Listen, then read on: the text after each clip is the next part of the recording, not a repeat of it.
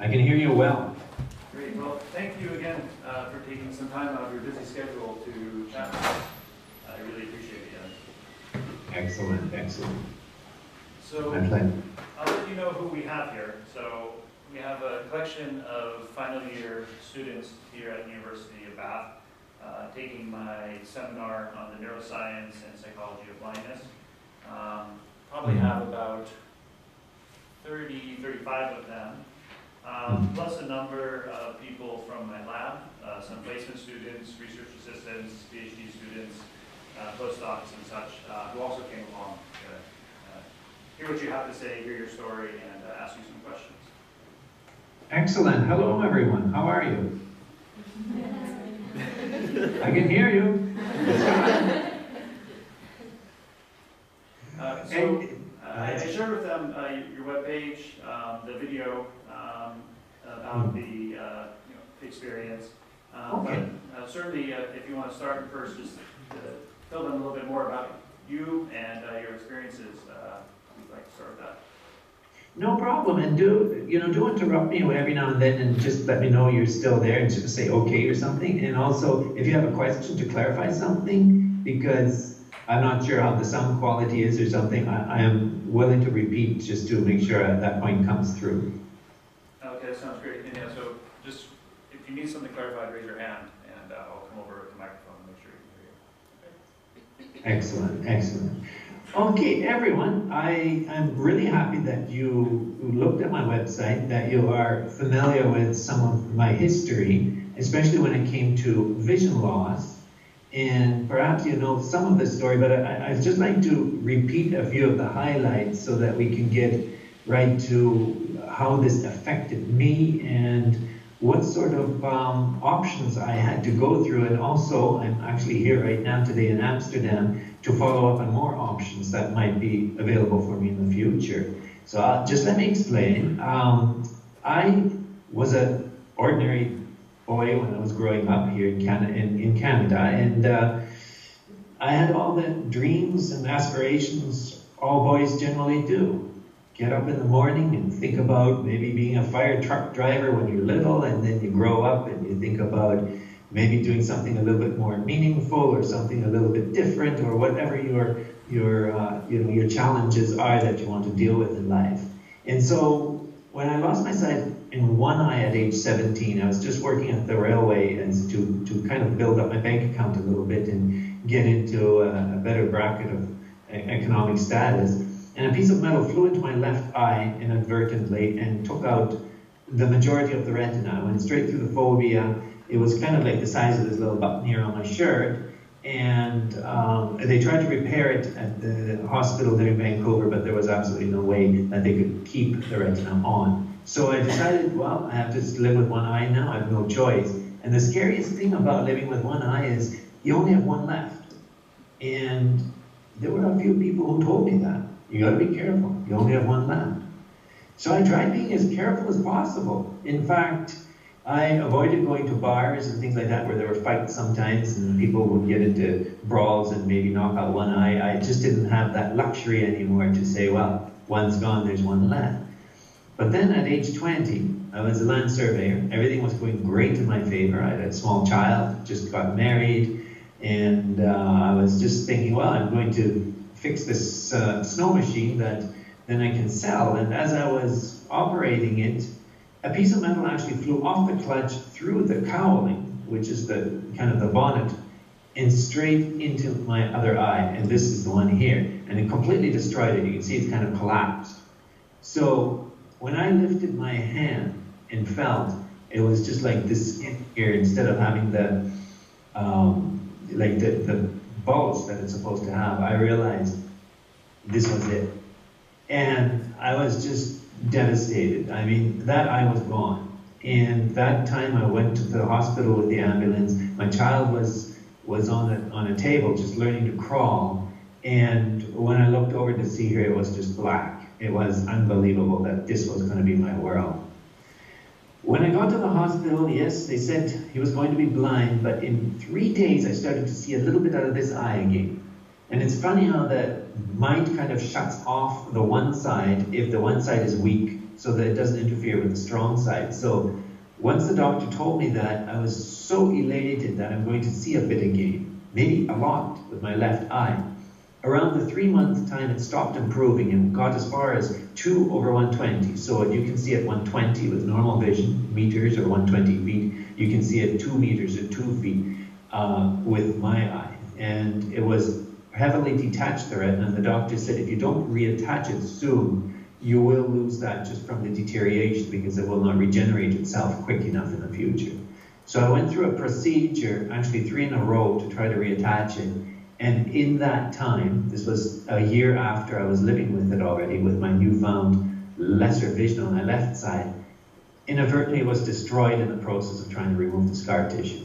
And that was totally an accident during the surgical process, but it left me totally blind. So now, where was I? Totally in the dark. I had a small child, and was 21 years old. I had somehow to look for a future. I was at the Canadian National Institute for the Blind. A few people came by that had lived with blindness for a while now. They were younger. They were kind of a little bit older than my age category. So I was looking forward to meeting them and see what they had to offer. Maybe I was taking it too seriously, but I wasn't. Because when I realized these people's lives were so, in my opinion anyways, subdued and seemingly uninteresting, I was beside myself, and I just had to say to myself, I'm not going to live like that. I just at that point had to not accept the economic status, the label, the stigma, and the general lifestyle of the people who were blind around me, because it was frightening. And there was no way I was going to be able to be a good father, a good husband, you name it. For sure, I could not see myself living a fulfilling life. So with that kind of information, I felt very alone. There were 4 things that I found very quickly had changed in my life. First of all, the functionality of living with blindness. You can't cross the street. Some of these things are very obvious. You're living at a much higher risk. So to cross the street, you have to go by sound. That's how you're taught, even by the CNIB. You have to stop at the street, listen, and if you don't hear a car coming, you cross. But it seems precarious when you're used to seeing left and right, and okay, there is no car, now I'm going to go. And it is precarious because a lot of times there are sounds that mask the oncoming cars, and sometimes if the car is going slower, you don't hear the car, and sometimes if there's a bicyclist, you won't hear it until it's entirely in front of you. So the risk is higher, and even just walking parallel with a road with a white stick, and that was all I was offered by the CNIB, was a white stick to tap and shoreline. In other words, kind of feel where the road, where the grass, where the road, where the grass is, that little barrier, and follow it. And to me, it seemed, wow. I was just coming back from operating the Apple II computer. It had just come out. And the Zinplayer ZX81, I actually bought it. It was made by Timex. Now, these weren't hot computers, but they were hot for their time. You put in your QBasic program, and bingo, you could do things like survey programs and calculate traverses and coordinates, and it was great. And now suddenly I was back to just using a stick. I couldn't believe it. So when the other part that I was missing, then that was the first part, was the functionality. The second one was my world had changed. We have our senses to perceive the world. So when we see there's a gloomy day, what's a gloomy day? It's when there's some clouds in the sky. It's not that you don't see anything, but just the clouds, just the fact that the sun isn't shining bright on things makes it already feel like a gloomy day. I remember driving with my car, and somebody offered me a pair of sunglasses on a bright day because they saw me squinting. I put them on, and everything turned a little tinge of brown because of the tint of the glass. And I absolutely couldn't stand it. I took it back off. I said, no, I want to see the bright colors. I want to see the beauty of the world, not everything sort of in a brown haze. And that was still perfect vision, but slightly brown. So our perception of the world through our eyes sets our mood. I mean, what do we call darkness? We call darkness depression. We call light something that's exciting, brilliance, fun. So that's how it goes. Now, I was in the dark of the dark, which is absolutely nothing. Even when you're dark at night and you only have a little glow coming from your alarm clock, you're still not in the dark the way you are in the dark when you're totally blind. In fact, I can't remember living totally in the dark until I lost my sight. So my moods can be affected very quickly, anybody's moods, by what we see. What we hear basically tells us what's there, and that there is something warns us, and we quickly look to see so we can see the details. We have expressions, so seeing is believing. That's normal. This is real world. And of course, our smell and taste, that's food oriented, and then our touch, it only goes as far as the reach of our arm. So how do we deal when that main sight is lost?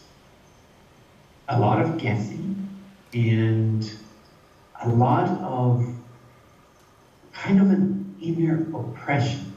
We are no longer so enticed to see what's beyond the next corner because we don't see the next corner.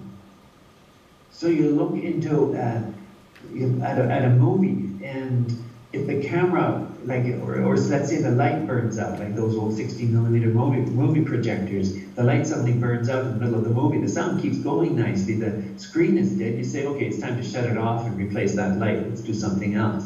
But now you turn on the TV when you're totally in the dark, blind, and all you get is the sound.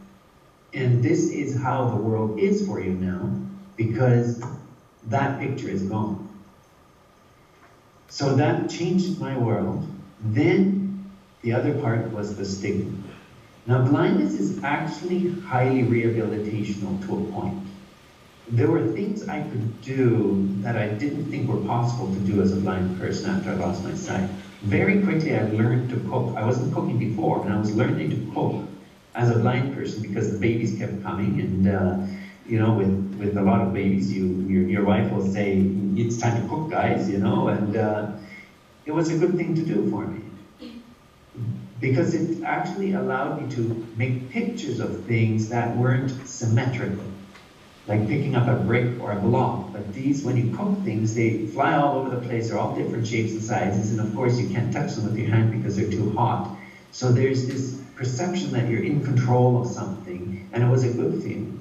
So I learned that, and then when I was 6 years blind, I had then a nice piano tuning and repair job, which I'll explain later why that was so nice.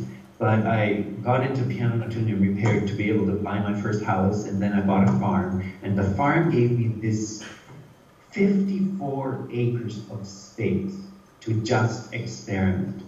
Why did I need 54 acres? Because anything I did, somebody would say, don't do it, you'll get hurt. And because it wasn't my property, I had to obey. Now, this is another thing that actually gets you when you lose your sight. When you lose your sight, people automatically realize the risk you're taking. Just walking across the room, you could trip over a chair or something. They will do whatever they can in their good intentions to prevent you from doing that and do it for you. Or just simply say it's not necessary to do right now. And initially, this gets you very angry because you know if nobody was in the room, you'd be able to do this. For instance, when I went to college, even in 2012, after being blind for 30 years, there were these big rooms, and I would wait until everybody leaves, and they're going for their lunch break, and I'd come right back in the classroom, close the door behind me, and then I'd walk the whole classroom through, check where every desk was, what everything looked like, and then as soon as I heard somebody come in, I would quickly sit down at the table, pretending I wasn't doing anything, just so that they don't say, wait a minute, you're going to hurt yourself. So you actually start, if you're not careful, you will actually start to believe you can't do these things either. Right around the 2-3 year mark, people keep saying, no, careful, no, you're going to hurt yourself. Finally, you start feeling this go off in your head, I'm going to hurt myself, I better not do that. And you really have to fight it as a blind person to not let this set in and become a reality. So now with these 54 acres, nobody could tell me I can't do it because it's my land. So I was setting up wires that were parallel in the, like they were about 4 feet high or so, or let's say 1.5 meters high, on just thin wire strung on metal posts that I could easily put in the ground myself. And I'd be able to use a stick method to be able to drive back and forth, holding the stick in one hand and the hook over the wire. And with my other hand, I would drive. So I would drive this 53 horsepower tractor, and with it I was able to bale hay, cut hay, and then later find the bales, put them under the wires in certain places, and then take a pickup truck or a bucky and pick them up and drive them to the farm. And then I started getting into cows. And at night, I had bells on the cows, and I'd be able to circle around the field, and when the cows' bells started to ring because they heard me, then I would go between them and the barn. The barn had a radio, and I would kind of chase them towards the barn, and when they got in, I would put them in the stanchions and milk them. So I was leading a more and more normal life on my own farm, actually forgetting about blindness. But then when I was among society, I had to follow the rules, stay on the sidewalk, because I could not just go off the sidewalk and start touching other people's houses. It just isn't a cool thing to do. So again, there I was totally in the dark again. I couldn't experiment. So then I realized how rehabilitational blindness was, but also how the stigma and the labeling that a blind person should not do some of these things, or most of these things that are associated with any sort of risk, how that can change your life also towards the negative. And it's not because people are being angry or mean, it's because people want to protect you. It actually bothers a sighted person to see a blind person maybe walking into something and bumping their knee on a chair or something like that. And I don't blame them for that. I was like that too when I could see.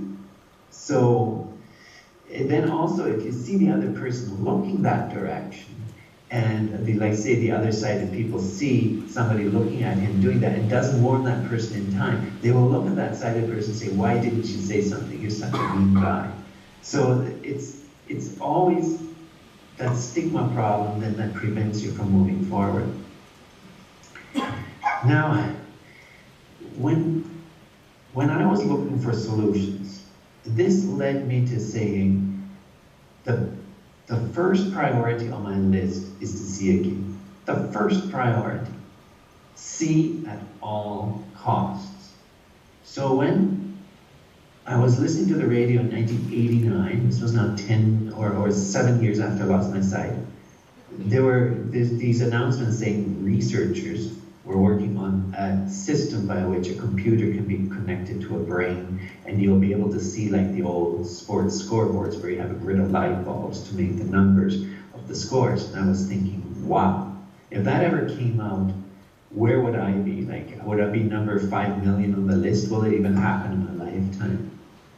And they said 10 years. So I waited 10 years and continued through with my life, doing whatever I could to work. Now that was a different story, just to touch on that. When you are blind, you are expected by society to be a non-contributor. And this goes in most cultures, not all of them. And for a while, when there were a lot of World War I and World War II vets, young men coming from war, blinded, there were actually employment programs in Canada that put these men back to work because they just demanded it, and they were there by the millions. Now, when these people started to retire, that was about the time when I lost my sight. Within 5 years, the Canadian National Institute for the Blind was privatized, and this program was taken out. So now I was stuck again in that stigma whereby I had to either look for my own work or simply do without work and live that kind of a life of subsistence off of social handouts, which is what 93–95% of people in the developed world generally live on, that lose their sight. And it's a sad commentary. They might have small jobs, but not that can keep them alive. So this social handout, it actually deters you from moving forward, and it is actually it's actually an impediment to living a fulfilling life, which you probably can very well understand. Otherwise, you wouldn't be dedicating your life to studying and being here right now listening to me. So obviously I had to do something there, and I found a solution. Do your own business. Now, when you do your own business, the client is interested in the product, not how it gets there. So, other than selling hay and selling some of the milk that I was getting from the cows in order to be able to make yogurt, because it was unprocessed milk, so I had a clientele base that would buy that, I started getting into the renewable energy business. I started with firewood. Now, firewood cutting and splitting involves massive big logs piled up 12, 15 feet, like 3-4 meters, and they're just piled up there randomly by the logging trucks that come to deliver them. You buy them, and then you find out how to roll them down. You come down crashing. They're about 200-300 kilograms each, and then you cut them up with this big chainsaw, and then you put them through a splitter processor that if you make one mistake, your whole hand gets cut off. Well, I was doing this. Never would I have been able to get a job doing this, but because I was doing this, had the wood on my own property, and the clients would come and they would simply buy the wood and say, I don't know how you do it. It sounds crazy what you're doing, but I like your price and I like your wood, so here's the money. So that's how I found a way around it. Make the product because the client is interested in the product. If you go to work with a resume, they look at you because you are the product. And then if you have one imperfection, chances are it's going to be difficult for you to get that job. At least that's how it is in my experience. So once I was well established in my own business, and I saw that this opportunity came to see again in year 2000, this gentleman by the name of Dr. William H. Dobelle offered a chance to be able to see again. He said it's clinical at this point because he's worked apparently on 6 volunteers, and said it was biocompatible, everything is working good, the volunteers were able to see the dots of light, but none of them were fitted with computers. So I want to now start with dual implants, so 2 sets of, well, 1 set on one left and 1 right of implanted electrodes on your brain, 72 electrodes on left, 72 on right, and then you have little jacks that come out of your head. You probably saw those in the pictures. And to that you connect the computer and everything's around your belt, and it kind of looked a little bit off because it was around the time when the bombings happened to the 9/11 towers, so I had to keep that nicely covered with a coat to be out in public. But anyways, I was the first candidate, and I wondered why I was the first candidate. Later I found out it's because I came up with the money first. Well, there were actually thousands of candidates that had applied for it, but only 16 could afford it. So those 16 were then operated on over the course of the next 2 years. I was also privy to being hired by Dr. Dobelle to start with because I had knowledge of computer programming and the extra languages, and I was able to articulate to the media what I saw and what exactly went on. So I was part of the research team, and in 2002, I was able to demonstrate driving a car with this system. But let's backtrack a little bit and see how this went. So I went to the hospital to get this implanted, and I already had my doubts if this was really as good as what Dr. Dobelle said.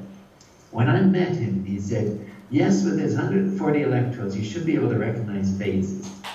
I'm thinking, wow, that's the first thing that happens when a person has macular degeneration, is they lose their ability to recognize faces. They're still functional and everything else. And I thought, if I can recognize faces, that means I can do anything.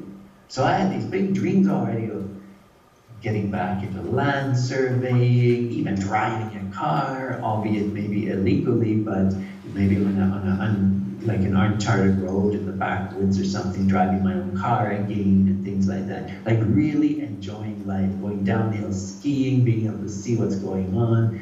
And my hopes were going way too high, because when I had this operation, I came out of it with extreme pain. It was a very invasive operation. And there's about 4 cubic centimeters of material in my head. So it's obviously going to be very difficult to adjust to that for a while. So the headaches were bad, but I thought, it's worth it. No pain, no gain, so it goes. So I had the pain, now I was hoping for the gain. And Dr. Dobelle said, 30 days later, you're going to be fitted with electronics and then you'll be able to see. I was there a month later and I was being tested. They tested every phosphine individual, every electrode. They would first put 0.5 volts to it, then 1 volt, then 1.5. Well, actually, they went from 1 to 2, then 2 to 4, then from 4 to 8. Then if I didn't see it at 8, they go to 16. If you see it at 16, you drop it to 12. If you don't see it at 12, you go up to 14. So it was that scientific method of always going up 100%, down 50%. It wasn't a good method to use, but that's kind of how Dr. Dobelle wanted to do it, because a lot of times he ended up getting zapped at 16 volts when he didn't see it at 8, and he might have seen it at 8.1. So it didn't quite fit with the nonlinear conductivity of brain matter. But I was able to see 96 dots of light from the 140 that were implanted. Some of them weren't able to be seen because the brain is not flat on the human visual cortex. And some of these electrodes, and they were just basically foil circles of platinum, 1 millimeter in diameter, glued onto a flexible celastic substrate. And that celastic substrate kind of resembled a little piece of a plastic bag, a piece of a plastic shopping bag if you cut it out. That's what it looked like, with a bunch of wires coming off the back, 36 gauge Teflon coated steel wires, and then they terminated on the outside of the skull with a percutaneous pedestal. So with this system, Dr. Dobelle promised I'd be able to see so much. I was able to see these dots of light one at a time. If electrode 1 was started, I might be able to see it at 3 volts, and I'll tell the engineer exactly where I see it. So I would point, okay, I'm seeing it about 10 centimeters to the left of center of vision. So I would point, and he would map then if it's slightly higher than the horizontal, slightly lower, or straight towards the vertical bottom, or straight vertical top. So that would then be matched, that location would be matched with the pixel block of the camera that I'd be wearing. So if the camera sees a pixel block of 8 by 8 pixels on the left, exactly 10 centimeters, it would, to the left of center of vision, it would then represent that phosphene. Now those phosphines were just dots of light. They didn't have a gray area. They were either on or off. And they had to be readjusted almost every 2 or 3 days, every week. In some cases, they were good for about a week. So, and the system wasn't able to readjust itself. We had to keep coming into the office and having that done with that mainframe computer that the engineers only controlled. Yes? So when you saw a phosphine for the first time, yes?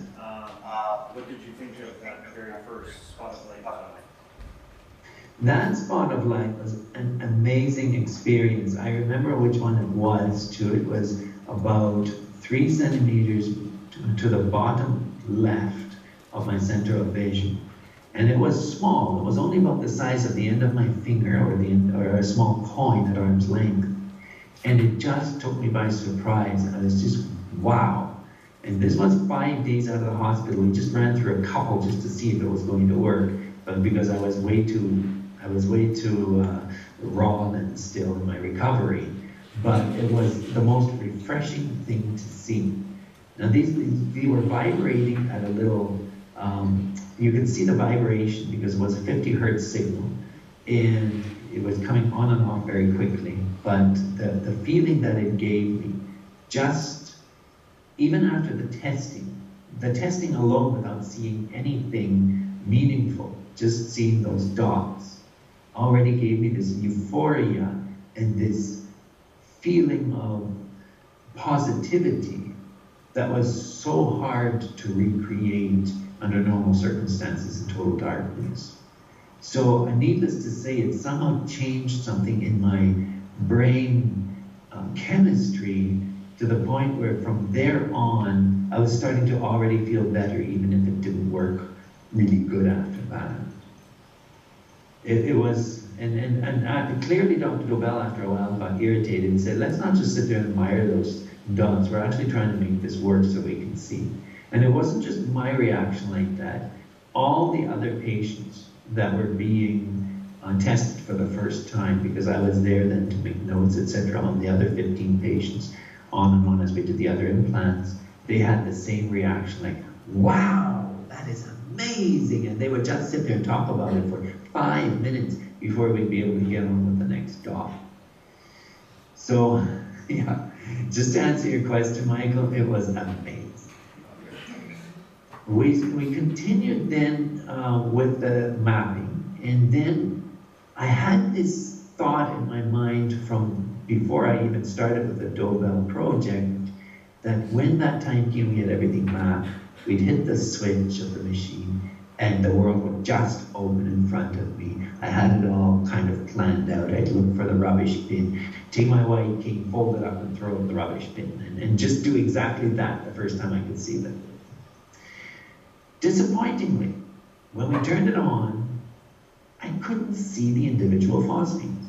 The system picked out up to 19 of the phosphenes in order to make a frame. The frames would change 7 times a second. That was the limitation of the Pentium 166 processor that was available at the time, because we used edge detection as well, because the lighter things versus the darker things. So if there was an edge, for instance, along the table here, we'd be able to see that edge and the corner of it, because we didn't have gray area, so it didn't work just to have it on or off. You wouldn't know if it was a totally dark room or a slightly dark room, nothing would light up. If it was slightly lighter, everything would light up, so it was kind of useless. But the edge detection made it work.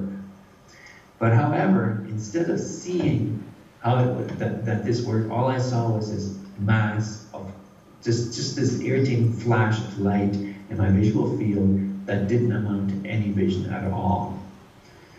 And Dr. Dobelle couldn't really explain it, but we had the reporter from Wired magazine sitting across from us. So Dr. Dobelle instructed the table before me where it was completely cleared, so I saw nothing. There was nothing to provoke a phosphene, no edges.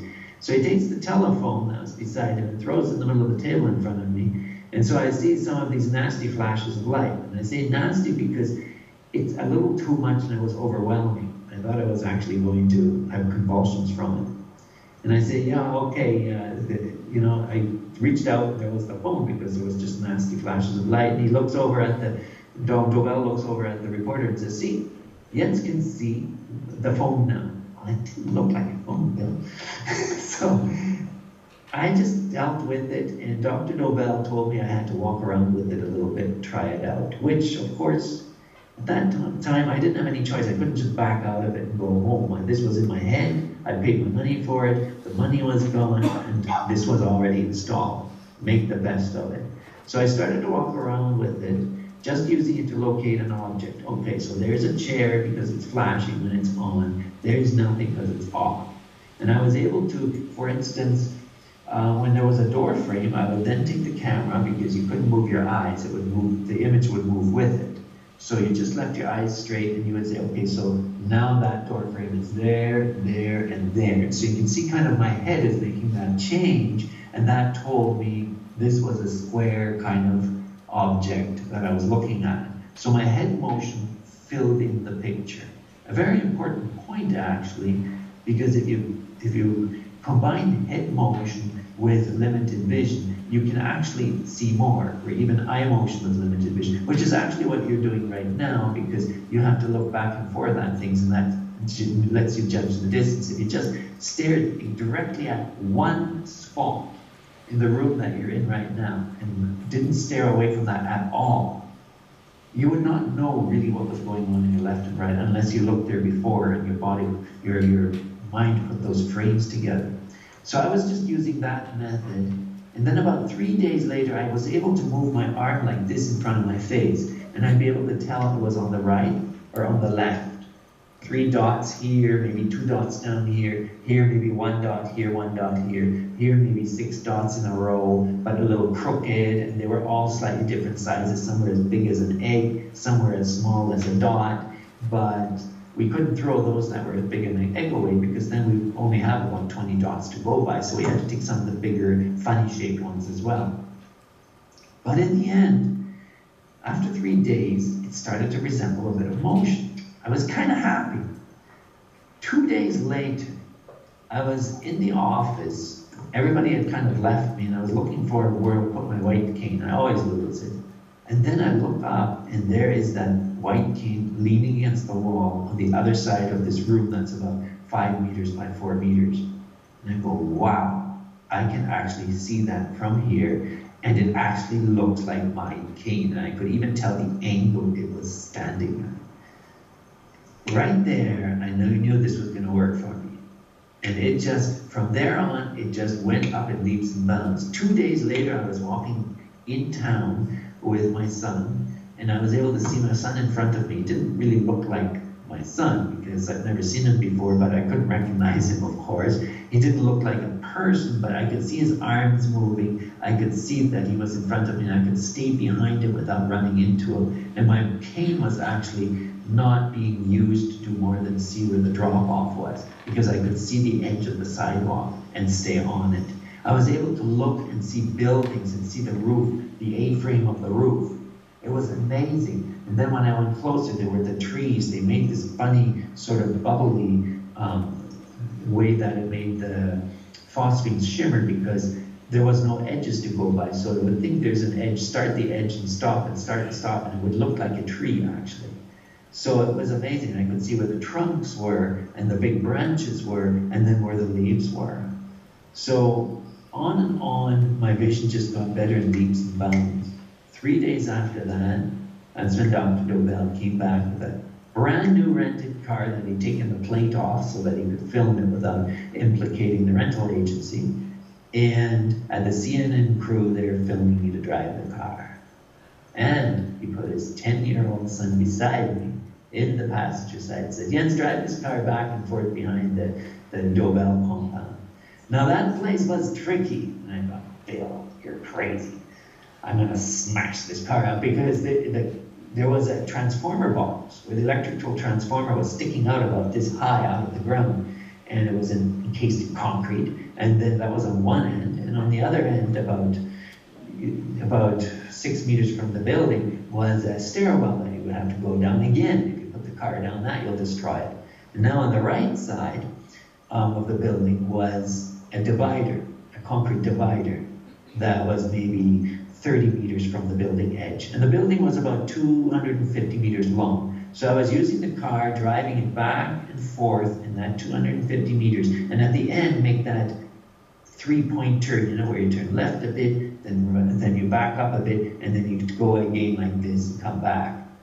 With his son in the car was an automatic, which wasn't good because they can go very quickly at a very low engine speed. So I was using the brakes to pump every now and then to make sure if the car jolts forward too much, I know it's going too fast, so I'd slow down a bit, etc. But I never hit anything, and I managed to go back and forth many times. It was stressful, and I was glad when that exercise was over, but I was driving the car using only my new vision. Then somebody else was going to use it, but this was Dennis, a young man who lost his sight at 18 in a car accident. And age 22, he was trying this out, but for some reason, with him, it was different. When he was first stimulated, he could see each dot, but then, when we went to hook up the framing part, where you see 19 at a time to make a frame, he would suddenly say, stop it, I can't stand those beeps. So what was happening was he was actually getting an auditory response, even though it was his visual cortex that was being stimulated. Very interesting. So for him, it was difficult. So we cut down the number of phosphenes that he would have at one time, and that ended that problem. And we tried to get him to drive the car, which he really wasn't ready for, but Bill Dobelle wanted to try this on a different parking lot, further away from the building. So here I was about 150 meters away from the building to see what Dennis was doing, wearing my system. And then I thought, well, I kind of want to use the restroom. And nobody was there to help me. And then I looked around backwards, and there was the building. The sun was just shining against the building from my back. So you could see the huge building, the windows, you could see the roof, you could see the trees on either end, and you could see the divider where the parking lot was divided. And I was able to walk by myself without using my cane and even step over the divider without touching it all the way to the building. and into the door. It was an amazing feeling. But you know, after being 19 years blind, I walked with extreme trepidation, almost like I didn't have the right to walk like that. Because for so many years, I would have either asked for help or go with my cane, because without the cane, you can't walk.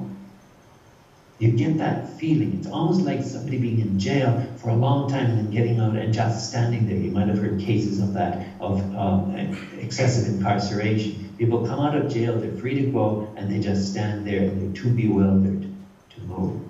And that's the feeling I had. So once that started to go in full force, I was really going good. I went home with the system, and from there on, things just got better. I was able to come into a restaurant with my wife and say, I actually want to use that table because that one, it's by the window. I was, for the first time, my kids were seeing Dad actually cared sitting by a window so he could look out. Because out the window, I could see the odd car come. I couldn't see small things, but I could see that there were cars. I could see that there were phone poles, trees. It just looked like the world again. It again had that allocentric view, and it was amazing. It was something new, but of course familiar to me because I was 20 when I lost my sight, and it was about time. For the first time, my kids saw Dad asking my wife to stop the car so I could look at a house that was decorated with Christmas lights. Up to that point, people would say, yeah, the houses look, oh, look at those Christmas lights, and I would just be in the dark there. The windows were as if they were just sheets of plywood instead of windows around the car. Now I was able to see out of the car. And I could see that this system had so much potential because the 7 frames a second were too slow. If we had another 7 in between, like 14 frames a second, it would be smoother and more information would be compiled, even with the same number of electrodes only. Of course, if the electrodes had been increased, it would have been even better. And Dr. Dobelle was working on with 484 electrodes instead of 140. Then things started to go wrong. Now, it was almost predictable. Dr. Dobelle's business model was not ideal. He was using patient funds, patients who were the least economically advantaged in society, their funds to fund a project plus a few of his own, which were limited because he put most of his effort into this business now, because he was never able to get external funding. The FDA so far hadn't approved it. I had to go to Portugal to get the implant where FDA couldn't shut him down. But that $100,000 that I had to pay initially for the implant, it was gone. We needed $500,000, $700,000 per patient just in order to be able to move forward and even develop the next system. Dr. Dobelle's idea was that if he did 10 patients, did a big splash on CNN, me driving the car, etc., that would bring in 20 patients, which would then pay to finish the 10 patients, plus then those 20 patients would bring in 40 patients, and on like that exponentially. But it never happened, because there were 2 things that happened to these people who lost their sight. First of all, they were in such bad economic shape they couldn't afford it. Second of all, the family members that Bill Dobelle expected to have help had already made peace with the idea that these people were going to stay blind, and they seemed to be fine. So the first time say Uncle Jack loses his sight and he's sitting in front of TV and he's used to saying, oh, look at that guy, oh, look at those ones, oh, look how they're throwing that baseball and stuff like that. And now he's saying, oh, I can't see the TV. So everybody feels sorry for Uncle Jack because he lost his sight yesterday maybe, or a few weeks ago. Now after a year or 2, Uncle Jack stops complaining about it. It's not that he's not hurt by it. It's not that he now knows what's going on on TV. He just sits there because that's all the TV's going to offer him, and if he's going to listen to it, well, he'll turn on and listen to it, and if not, then he'll turn it off. So now, if somebody comes by 5 years later and says, here's a chance for Uncle Jack to see, but we need 100 grand, you say, no, Uncle Jack, he's watching TV already, he seems happy. He seems happy when he's driving the car with us, and he's not even wanting to look out the windows anymore. So that kind of an apathy starts to form among family members, that acceptance that Uncle Jack is fine now. He's fine, you know, the blindness part is over. Now he's not so blind anymore, or now it's not such a big problem anymore. So why bother spending so much money that we could buy a new house for, or 5 new cars with? And it's understandable that family members get that way, because the moment is over, and I must swear to you that this has happened to me, my first marriage, and even among my own children. It is a reality. It is almost like, yes, the blindness happened 35 years ago in 1983, but it's over now. Well, the thing is, it's not over now. It's exactly the same thing. It's no different now. When the problem happens, when you first lose your sight, you say, how am I going to see my little baby's learn to smile? Then another one hits you. How am I going to see this child when she comes home from school? How am I going to see her when she draws her first picture on a birthday card or something for me? I mean, they make birthday cards and I can't see anything that they drew. How am I going to see the grandchildren when they get born? So with every event that comes up, again, you ask yourself, how am I going to see that? The other day I was in Namibia, and my wife stops this man and says, you have to let my husband feel your car, because this is such an old car, I can't believe it exists. And you're still driving it, because in Namibia they don't rust out so much and so fast. So I say to the guy, so well, how old is your car? Is it like a 1910 Model T or something? He says, no, it's a 1983.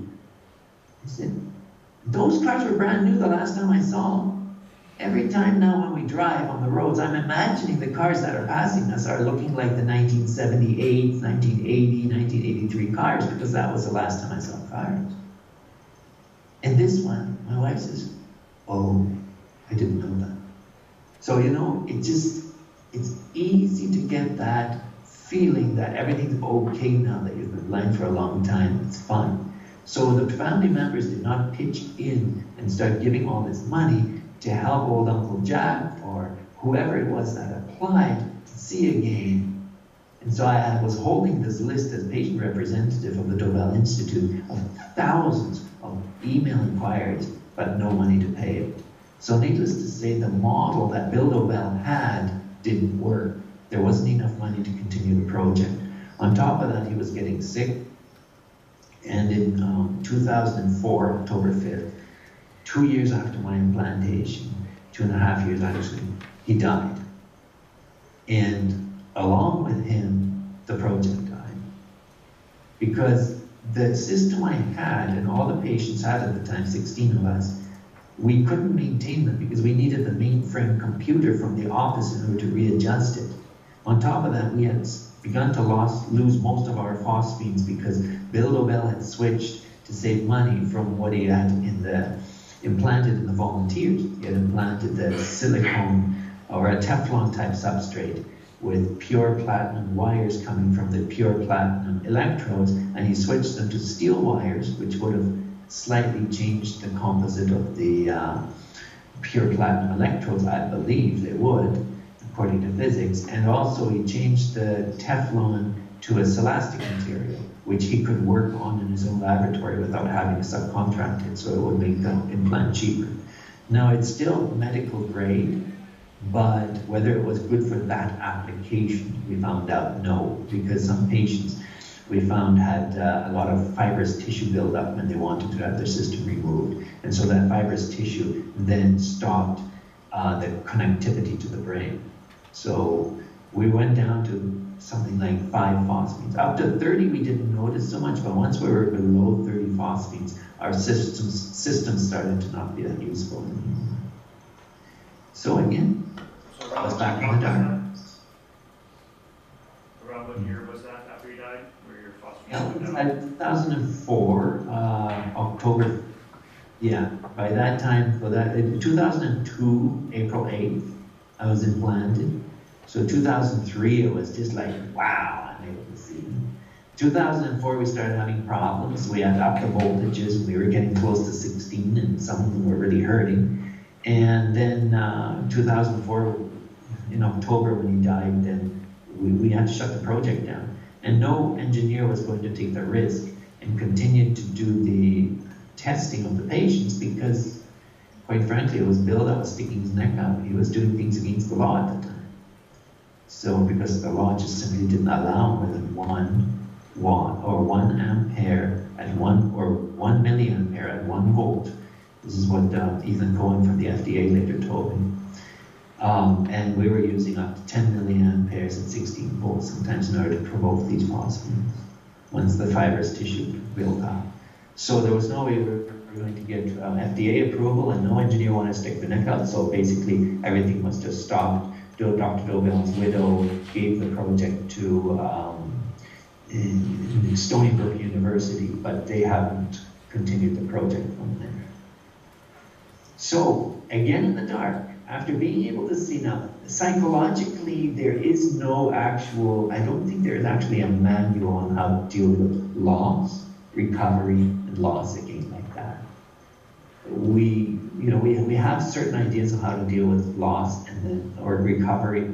Let's say you have something and then you lose it, or you don't have it and then you have it. But when we are, for instance, looking at a loved one that dies and we have to deal with the grief of the loss, do we have a scenario now where 20 years later that loved person comes back and then dies again? It's going to be a very rare incident. And in my case, and in the case of these people that were with me, 10 of us were able to see really good with these systems, and the other ones of us needed a lot of psychological assistance in order to make the system work. We were able to see the phosphines, but it wasn't necessarily making these people happy or giving them the vision that they wanted. So there was something to work on, but there was just no budget to experiment with the psychological aspects. It was either make it work yourself or it wasn't going to work for it. That was all Dr. Dobelle could offer at the time. But now I wasn't able to see again. After 20 years of not seeing, being able to see for 2 years, and then blind again. And I am here now.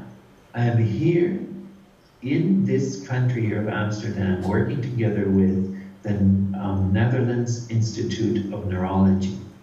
And they have recently implanted a primate through the regulatory board and everything, exactly with all the ethical and all the regulations met.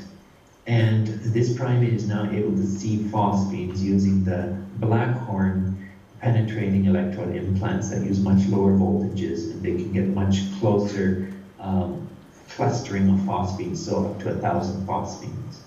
So just from preliminary experimentation, this primate is able to see almost 1,000 of these. And it's just an amazing experience for me to think, maybe in the next 5 years, 10 years, I can get the implant again, maybe, and maybe get back. The problem is, if you're going to do an implant, you have to try to keep it going, because for Dr. Dobelle to have shut down like that, it left a lot of us really in a tough boat. That's when I started to have to make some big changes in my life in order to overcome this. Other people had the same problem. We had a 19-year-old man who lost his sight in World War II. Jerry Dubois was his name, from Louisiana. He was implanted at age 79 with the Dobelle implant in 2002, alongside with me. And he was able to see only 37 of those phosphines, but with those 37, he was able to, within 2 weeks of having his system at home, walk without its cane in the familiar areas. He walked in the park, and he phones me and says, I can't believe it, there are trees here and benches I never knew existed, and I lived here for the last 14 years. He was able to use his am I still with you? Yeah. Okay, but it's just this thing started to talk with me. So it was an amazing experience for him, but it was also an amazing loss, a heart-wrenching loss for him and for a few other people when they stopped having this system, because there was just no one to sustain this program afterwards. Now, up to this point, before I met Dobelle, I had to basically accept the fact I wasn't going to see again because there was no weight, there was no magic out there. After the Dobelle experience, for the last 15 years now, I've been living with this idea that I actually don't have to be in the dark. I know that. We've made it work. It does work. The technology is there.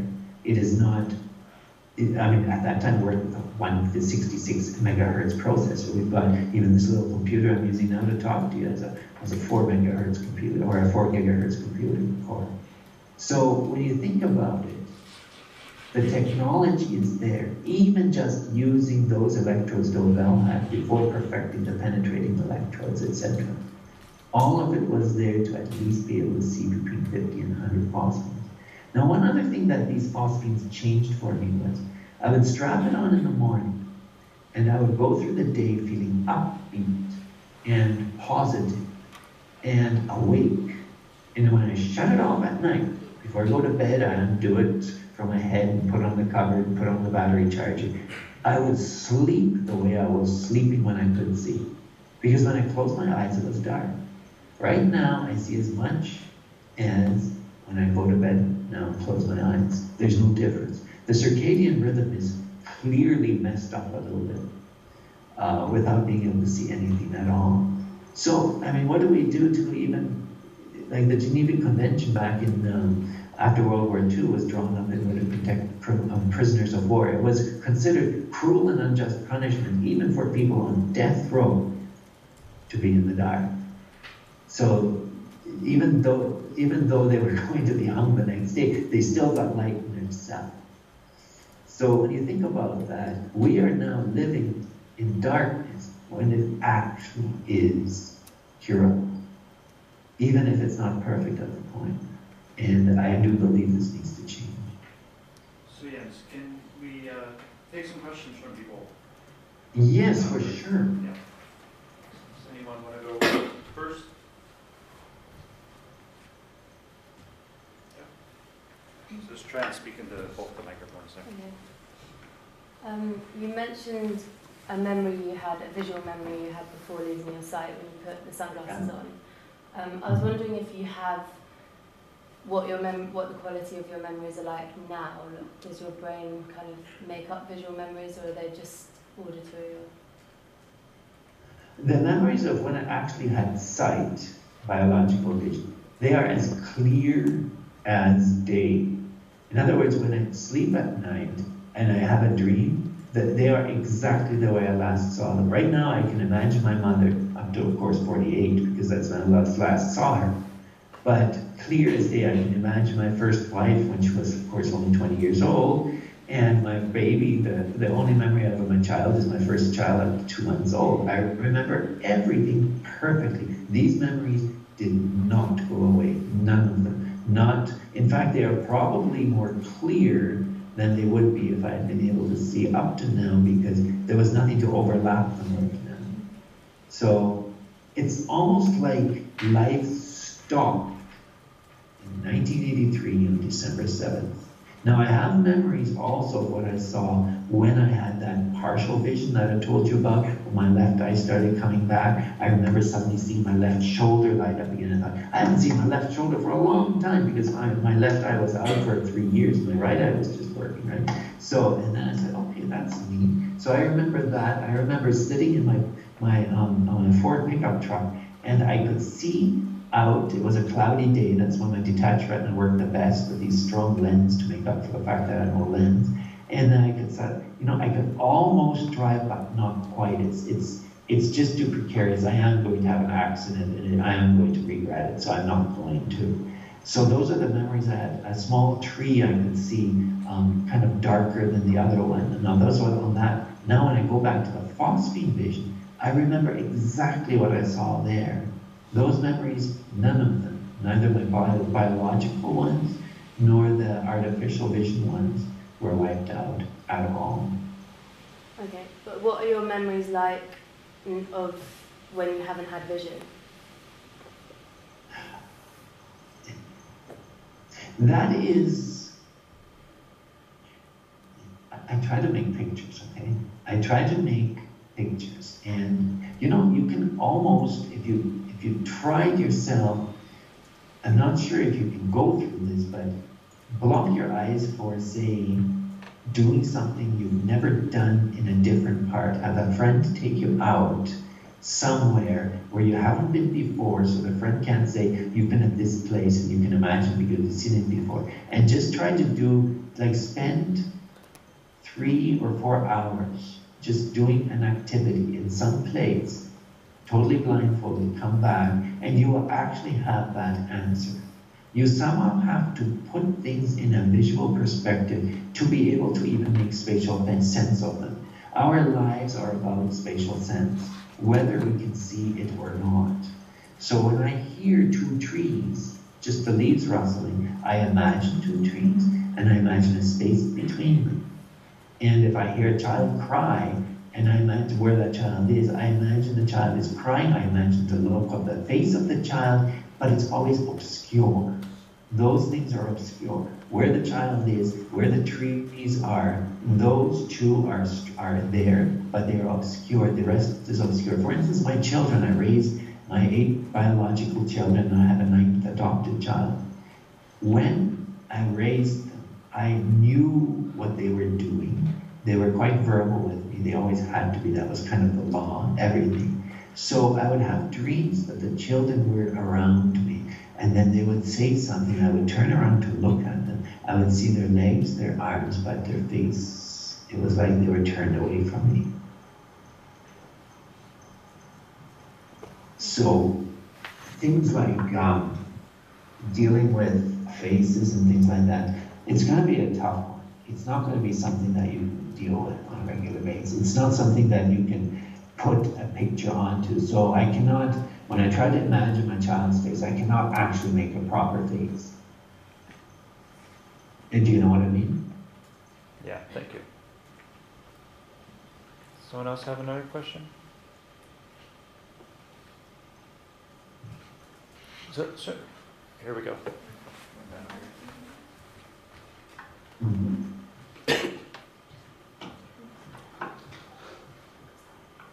Hi, good afternoon.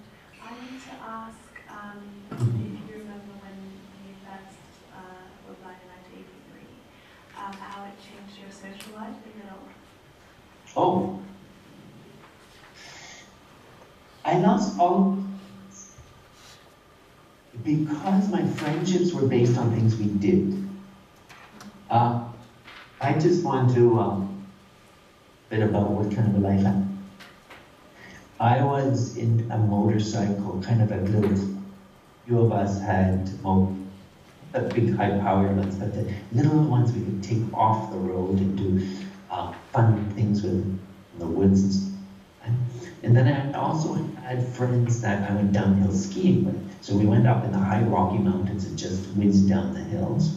And then I had my friends at work, and because I was a land surveyor, and we had this group of people. One of my friends was a guy named Dave McIntyre, who was twice my age, he was in his 40s, but he taught me originally how to do the land surveying, and then he started to get me jobs, so I would fly out and do jobs in the wood, like deep in the bush, and come back with a lot of money. So it was nice, and I was able to fly with the helicopters. Then I had one more circle of friends, and we had a club because I was doing my private pilot's license at the time. So it was basically a matter of let's get together and fly our little Cessnas. So I had all of these things set up, and now of course, when you can't see, you can't do things. So what are you going to talk about?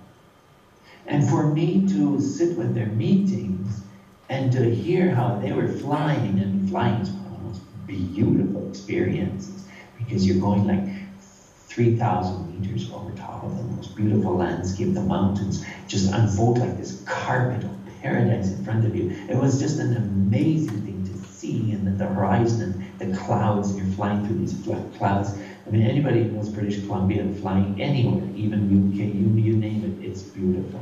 And that was all gone. So did I want to listen to these people say, I just went downhill skiing, and the other one says, oh, I just flew my Cessna aircraft, and wow, it felt good driving a motorcycle. I didn't want to hear all that.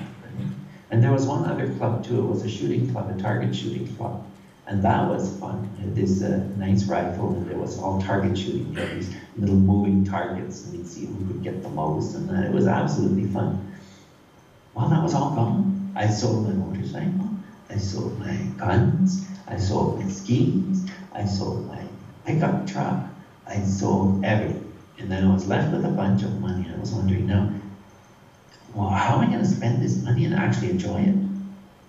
I had more fun spending $5 as a sighted person than $5 million as a blind person. Like, I was just devastated.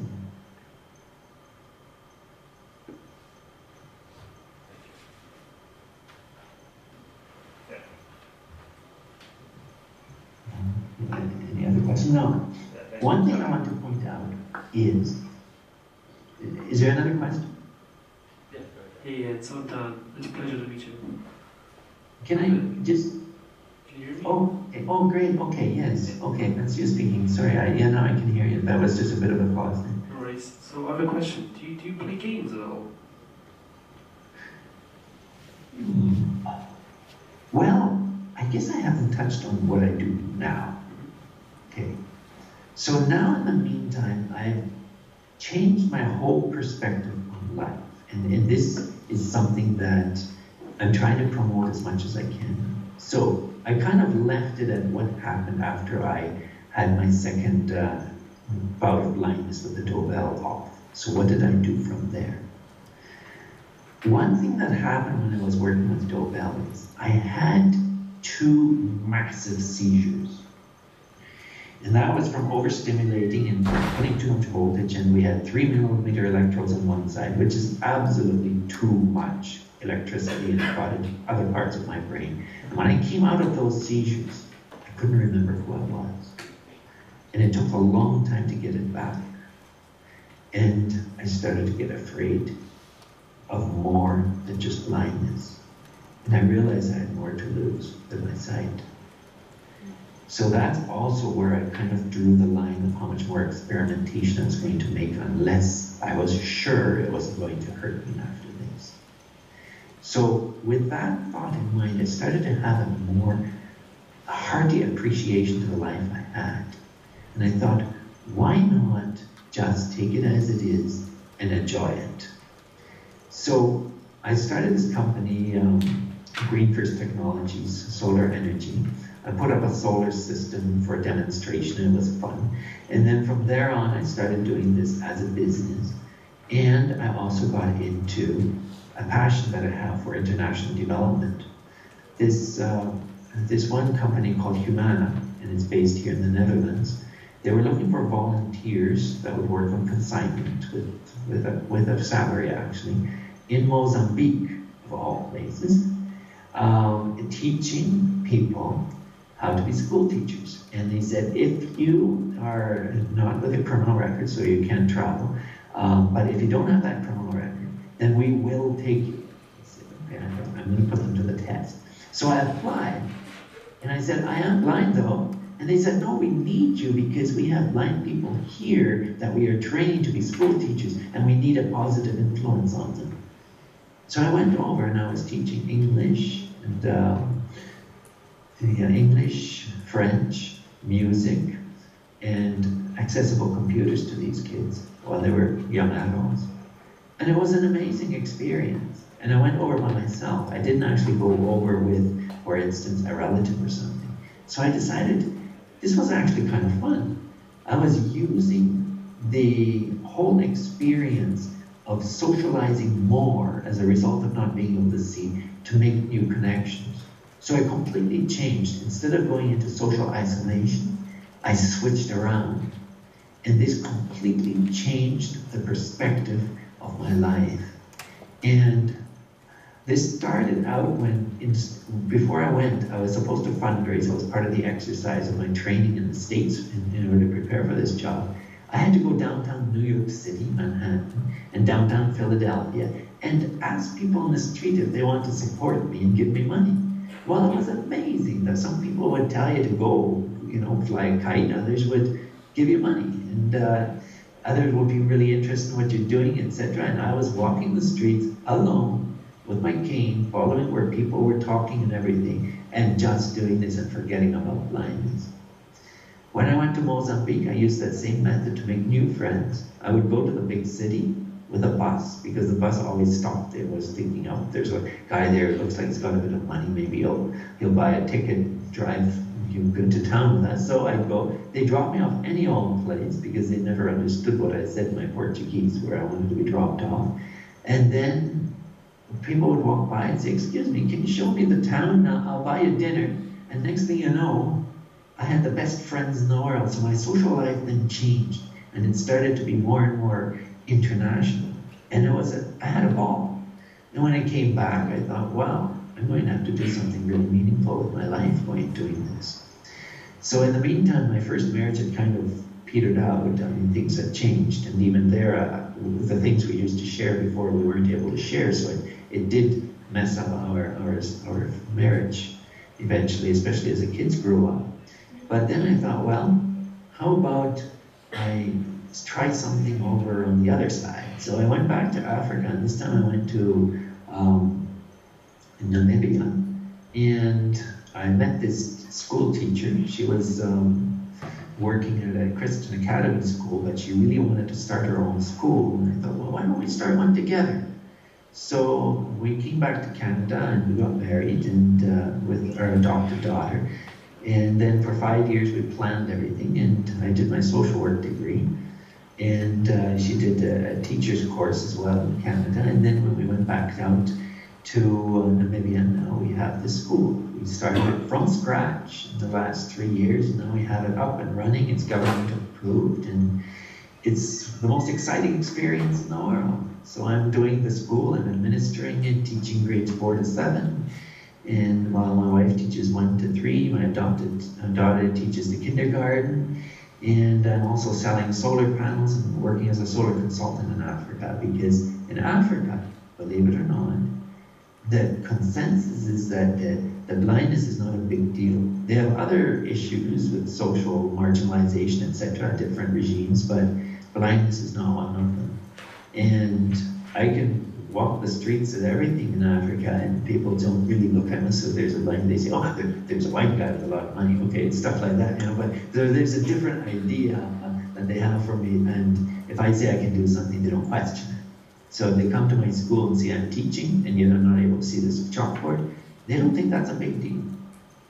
So, or anything negative at least. So it's been a super turnaround.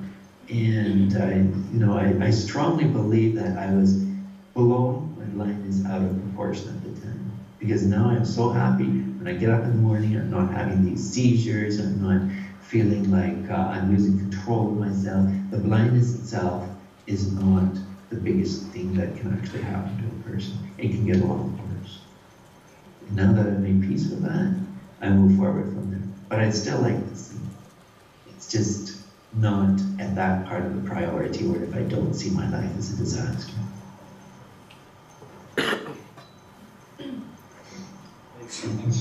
Now, Michael, you asked me to talk about a little bit about sensory substitution while we have the time.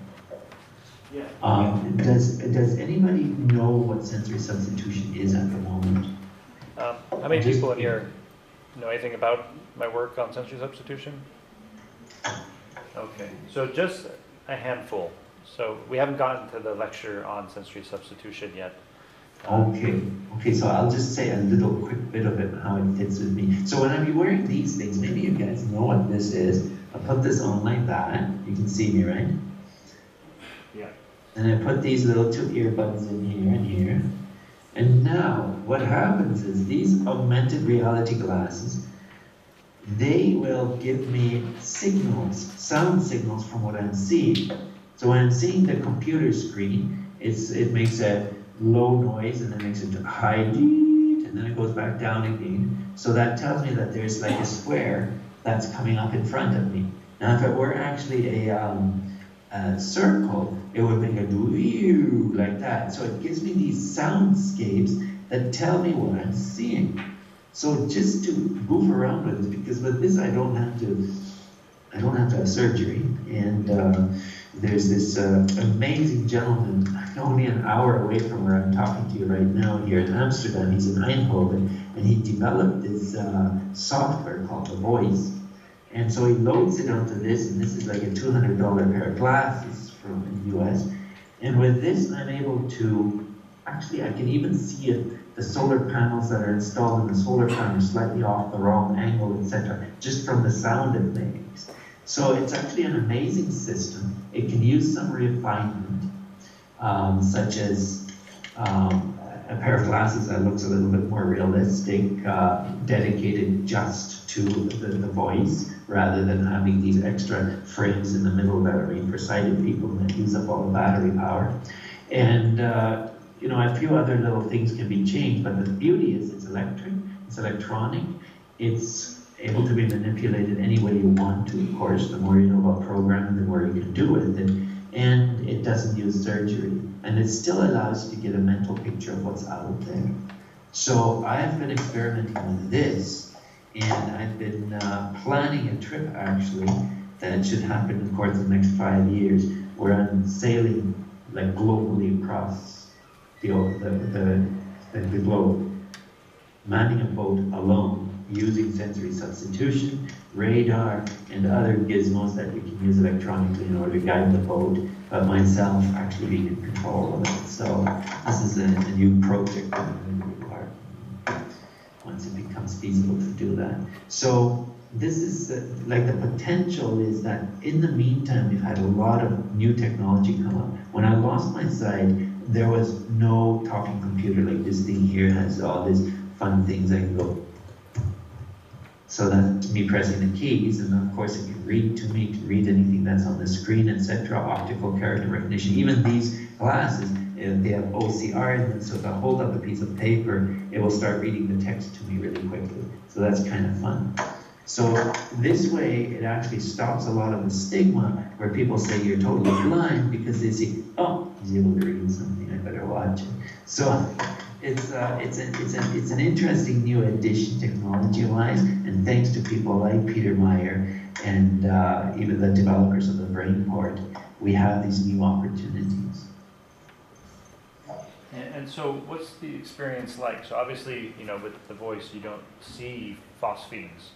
No, you don't. You hear a sound. So if I now say, for instance, if I give you a banana, and it makes this sound that goes like that, and now I say to you, okay, look out in the distance, and it makes exactly that noise.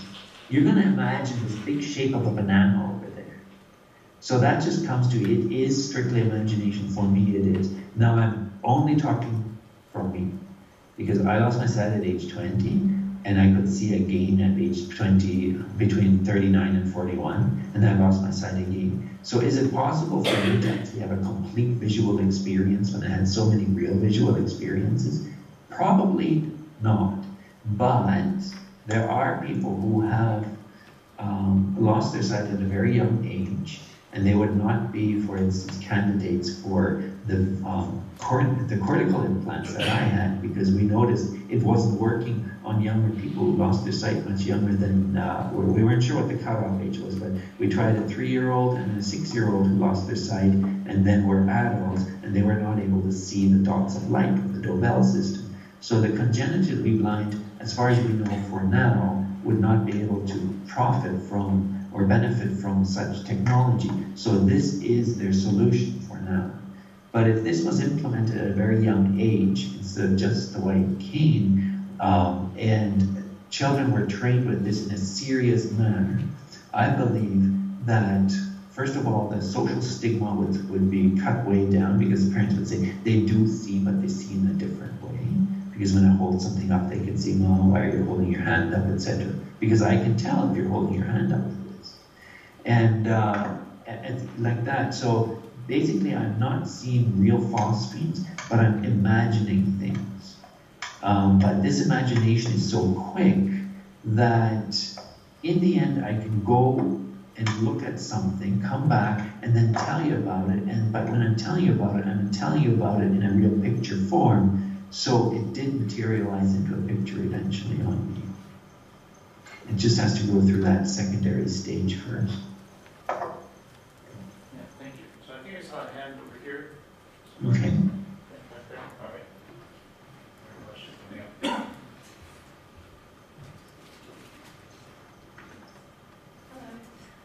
I was just going to ask whether you remember having any sort of phobias or fears before you were blind, and whether you know if they carried on after you were blind. Actually, it was the opposite.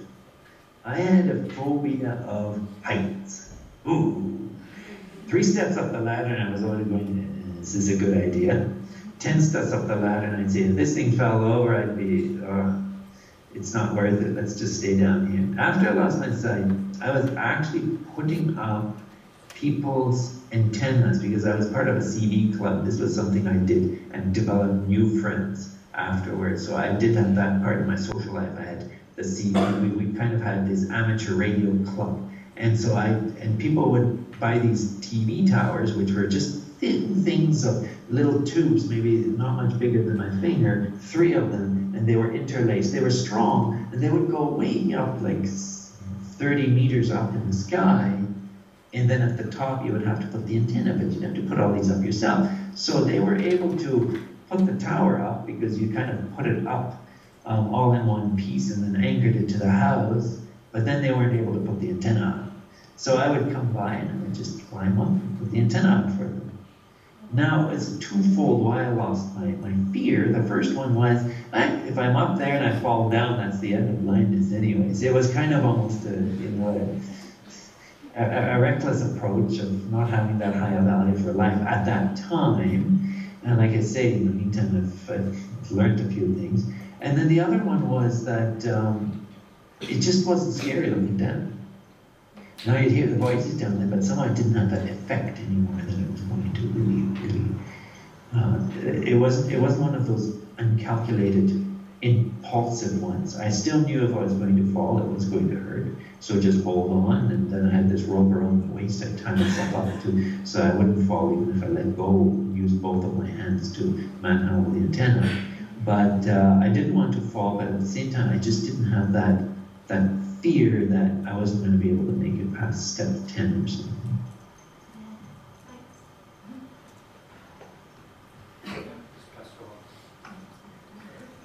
Hi. I just wondered, you touched on this a little bit, but you haven't acquired vision impairment when you were 20. What do you think someone's experience of with vision impairment of a congenitally blind person would be that differs? I can only tell you from the groups that I've met. I have one with the Seeing Eye, or the seeingwithsound.org. So that's one that is kind of hosted by Peter Meyer, who developed this sensory substitution program. And so that's a number of us blind people getting together and talking about our experiences with the sensory substitution, etc. And then also the Consumer Vision magazine, which is coming from the United States, Boston. And it's about 1,000 or so people who are together talking about blindness, and also Bob Branco has a nice magazine that sort of addresses a lot of the issues for blind people, but also other issues. So just from learning from what they say, they are not actually traumatized. Now, I'm not going to put words in their mouth because there are going to be them that will be, but the actual loss, okay, they will still feel, of course, the stigma because they are told they cannot do this or cannot do that, and they will feel, of course, the pinch when it comes to trying to look for work. They are going to have bigger challenges than the rest of us. So, but as far as the actual loss and saying, okay, so now I can't see that, so I don't want to go there, we are not sure at this point, at least I am not, whether or not they are still doing the same thing they would have done if they were able to see. In other words, like I said, when I lost my sight, it became harder to be motivated to go up to the next corner and see what's around it, whether it's a path through the woods, etc., because it'll just be dark.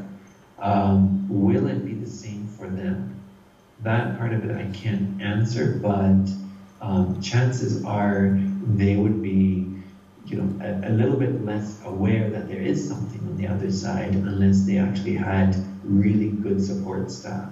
one of the biggest problems that happens with the congenitally blind is that family members, parents, etc., become very protective.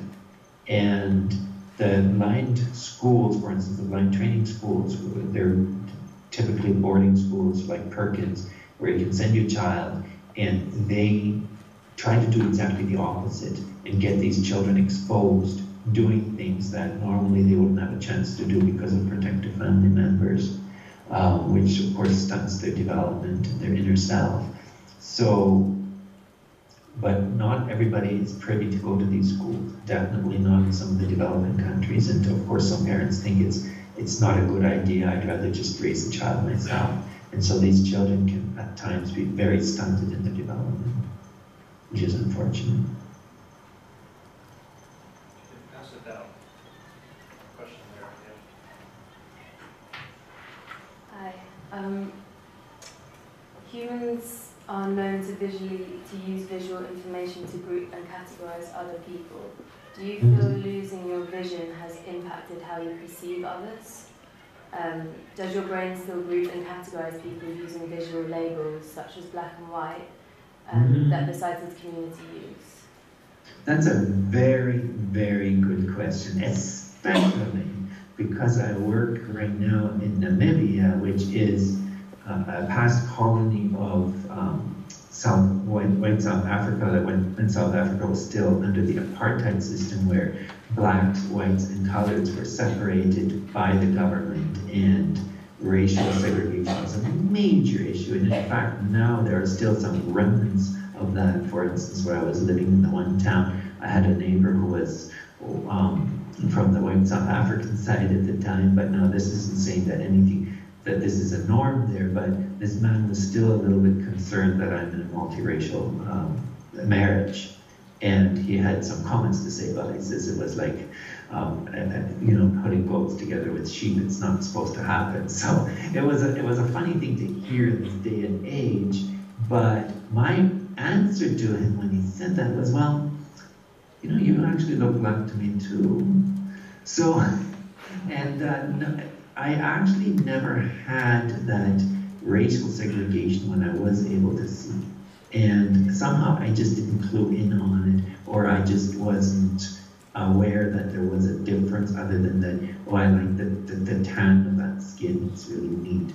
And the rest of us are still trying to tan, and we're just getting really burnt in the process and losing our skin instead of looking nice. So I kind of, I never had that myself, and I was always very interested in going to other lands, other cultures. I just thought it was exciting. So at the time, I was, even as a child, listening to the shortwave radio, having these imaginations of other countries and me being in those countries when BBC would go deep in the woods and discover these new tribes, etc., that were just so fun. The things they were doing were just so different and so interesting. So, it is interesting though that I was with in a guide dog school, the senior guide dog school, just after having lost my sight in Morristown, and one of the students that were beside me was one of the students. This has nothing to do with the school, and the school is a great school. But one of the students was saying to me, "Do you know that the people who are serving us here, they're this color or that color?" And I was saying, "Well, how would you know that?" He says, "No, I can tell by their voices and stuff like that." So for those people who have those issues with racial segregation, they're going to somehow find a way around it. It's just going to happen. So I don't think it actually will prevent that. Thanks. Another question? Yep. I was just wondering, now that you have, or we have the technology for things like sensory substitution devices, if you think that the surgery that you went through previously, if that was to happen today, like whether it would be worth kind of chasing that side of things, or if kind of sensory substitution devices are the future instead? This is a really interesting and important question, because we have 3 different technologies. We've got sensory substitution, which is turning sound or feel, because you can have, for instance, that brain port that makes little things on your tongue with an electrode pad that you hold on your tongue. It would be ideal for somebody, for instance, who was hearing impaired, because they wouldn't be able to use this. We've got this, so we've got this sensory substitution, we've got the retinal implants, which is like the Argus 2 that has a little chip on the retina, and then we have the cortical stimulation, which I have, and which we're working on here at the NIN. Now, they are not competing technologies.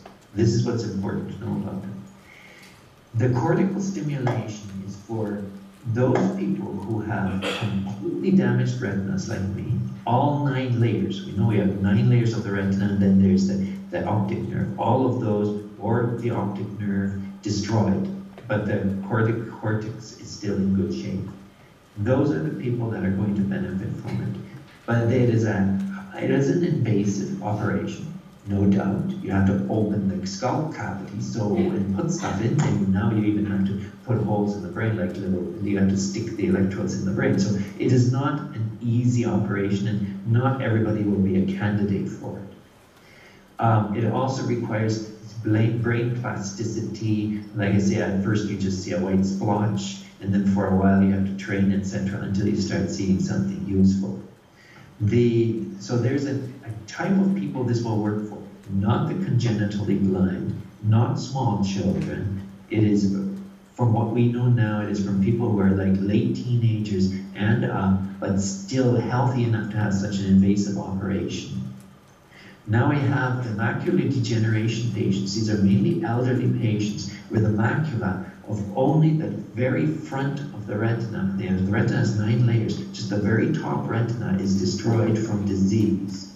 So now that is replaced with a chip that has also phosphines, but it's a very small operation. I had eye operations before to try to get the scar tissue removed and sclerobuckles to get the retina trying to reattach. An eye operation is very minor, despite the fact that if you touch your eye, you get very irritated by it, but it's actually very minor. When you're under anesthetic and you come out of it, even like changing your lens because of cataracts, it's a day surgery, you're out and you're not suffering. So now this is ideal for the elderly patients that normally wouldn't be able to handle something like cortical stimulation, that kind of operation. And now the third technology, this is the only hope there is for the congenitally blind right now. But it is also a very good introduction to use when a person first loses their sight. When a person loses their sight right now, what they are given by leading blind agencies like AFB, etc., the American Foundation for the Blind, it's the white cane. Now the white cane is good, but the white cane is very limited. I mean, it is after all a stick, let's face it. So, I mean, there's no technology, right? So now we have this. It uses a real camera, so it uses the actual pictures that are out there. It's light vision. And even though the patients will be a little bit like, I want to see, not hear stuff, with this, you can get the patient on track to not fall into that oppressive, self-imposed oppressive stage where they feel they can't do anything more because they can't see. They can only do something not at the moment because they haven't learned yet how to see with this. The family members will realize it's because they haven't learned yet how to see with this. So the attitude for recuperation and continuing a lifestyle of productivity and fulfillment is going to be almost automatic because you have a means to be able to see beyond just the reach of your hand. So this whole thing of don't do that, you can't see, it'll be let me help you, understand how this thing works, and then you'll be able to see. So, but this isn't something you can just plug and play. Unlike popular consensus, because this doesn't use any surgery. It's not just take this off the shelf and put it on. It will not work that way.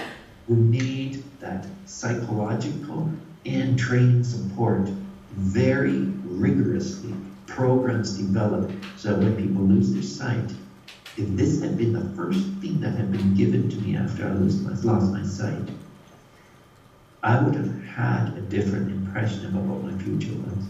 I would have still been angry. I would have still not liked this. I would have wanted to throw this away sometime.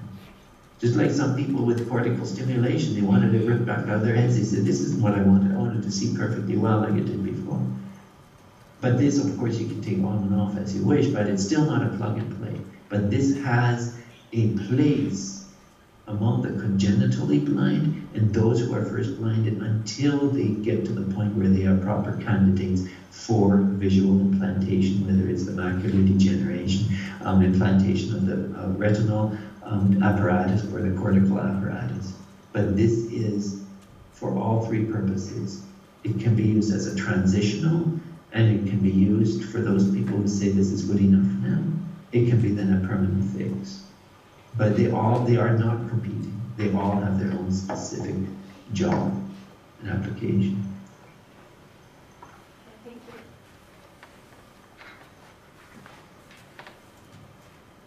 Anyone else have a question?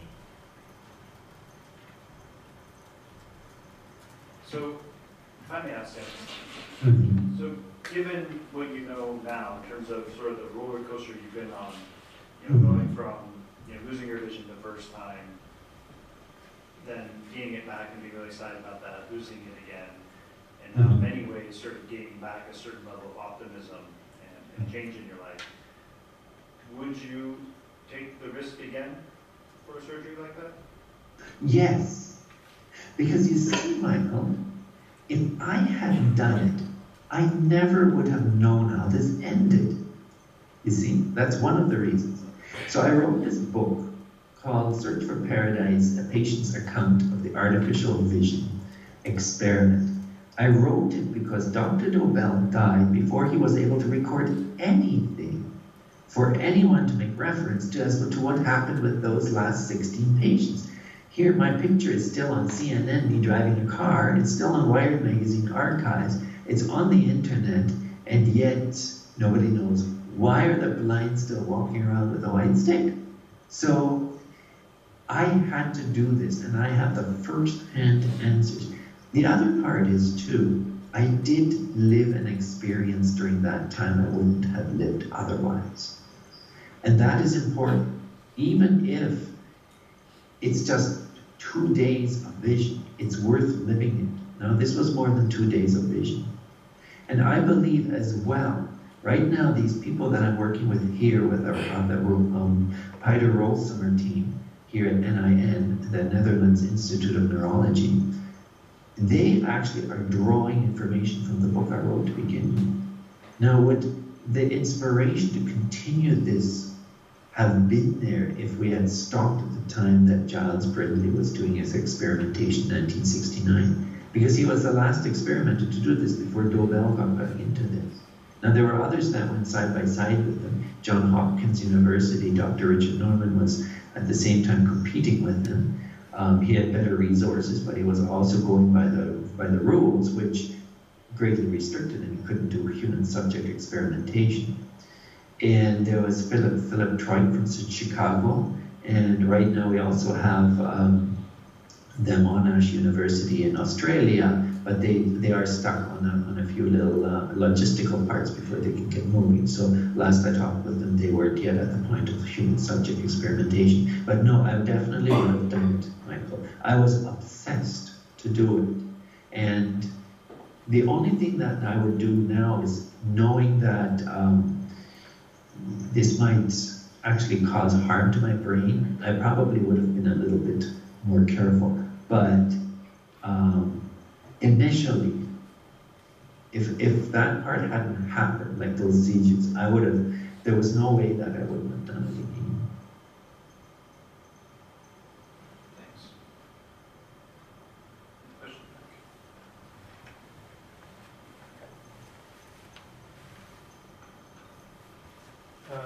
This might be slightly out of the blue, but I was just wondering, did you notice any differences in your proprioceptive capabilities before and after using the sight? Or did you become more aware of your own body and its position in space?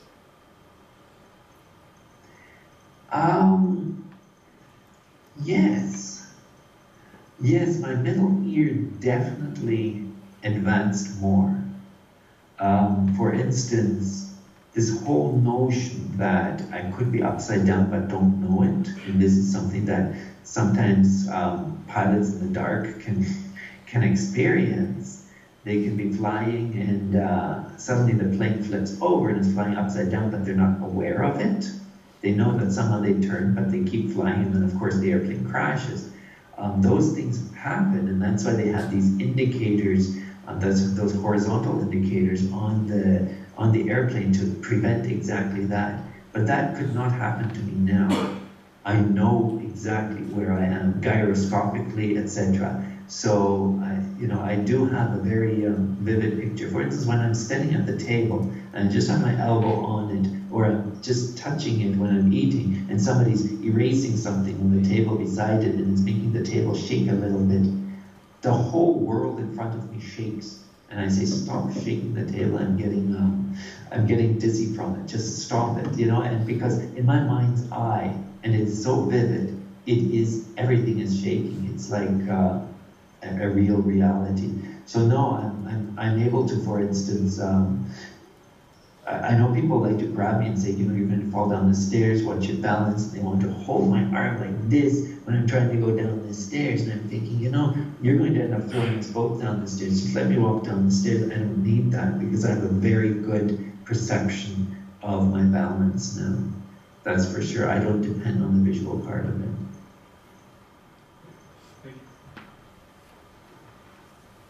Time for one more question, if anyone else has one they'd like to ask. Yeah?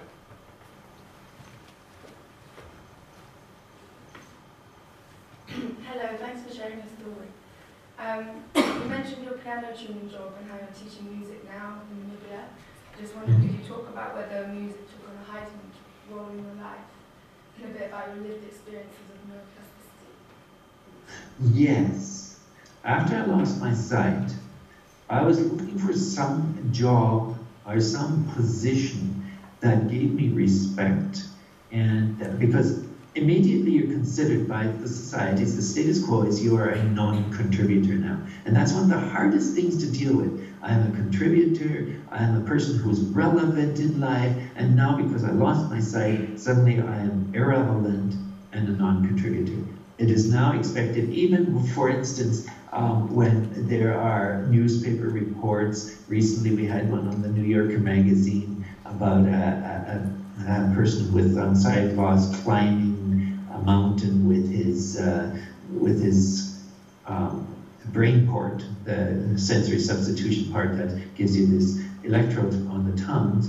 And then they talked about, recently there was one about a guy from Turkey at TNT News crossing the ocean with a kayak. It's all about recreation. Whenever there is something that the blind get that helps them, it's so that they can have better recreation. It's not so that they can be important contributors. And this is something that is kind of like the status quo. It's not across the board. There are cultures where it's not like that. But generally speaking, blind people are not expected to be contributors. Now, in the music industry, it's different. You see some people like Roy Orbison, he's passed away, Stevie Wonder, and then there's a really good opera singer.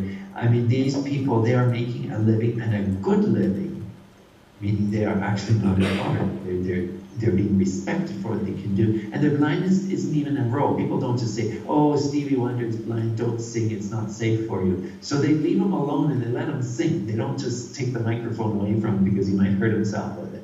So it's really refreshing. So what I did was I already knew my grade 6 piano, then I got right in and I did my grade 8, 7, 8, 9, and 10 piano with the Royal Conservatory of Music. You might be aware of that one because it comes, that institution comes straight from UK. It's really, it went through the Toronto University, but it uses a UK system. It's absolutely an amazing system in order to learn how to play the piano like the real pros, like the top of the line to play the Chopin and Fantasy Impromptu and those ones. So I ended up playing exactly like that.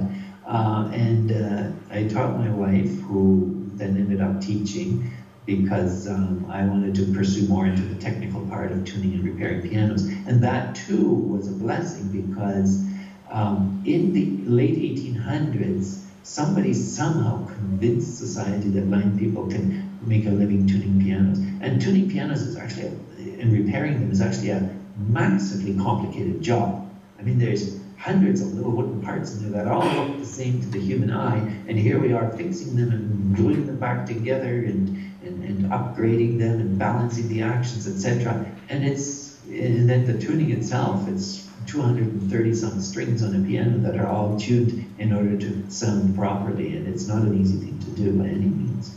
So I got that job just by saying I'm a piano tuner, and people would see me coming in their house not being able to see, and they would think nothing of it. They'd say, the piano's over there, and they'd just put my hand on it and leave me take apart their $20,000 grand piano, etc.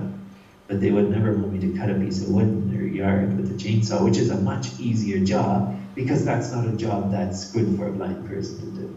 So I really embraced that part of the whole structure, and that's how I ended up being able to buy my first house and move forward from there. Later on, the piano business came a little bit obsolete because the electric piano replaced a lot of the pianos. The schools stopped buying pianos in Canada and sold them all, so you couldn't get the big contracts that made the big money. But in the meantime, it was a good 10 years to make a business for sure. So the music was very important in my life, and it still is. I believe that it has allowed me to learn multiple languages. I could pick up Portuguese and within 6 months of learning it online and be able to speak it fluently, and French, just listening to Radio Canada Français, the French channel in Canada, and in short time I'm totally able to speak that as well as the Spanish. So I learned my other 3 languages apart from English and German, just I believe as a result of the added neuroplasticity that I got from being able to play the piano. Thank you very much, Jens. We're coming to the end of our time here, so I just want to, thank you for sharing your expertise, your time, being so generous with it, and your story. Yeah, please. It was great.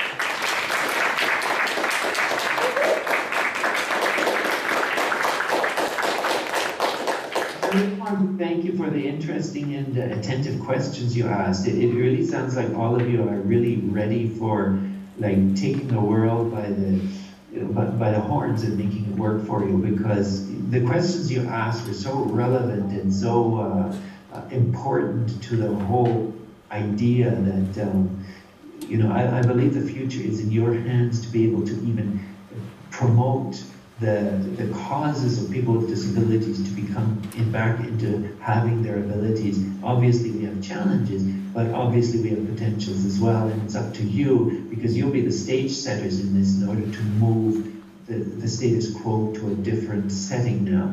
For instance, implementing something as accessible as sensory substitution into the rehabilitational equation when a person is hit with blindness or has a child that is born blind. Those are the things that are so important, to just move from a state of human oppression to being able to really do something useful in a person's life and live a fulfilled life despite a challenge.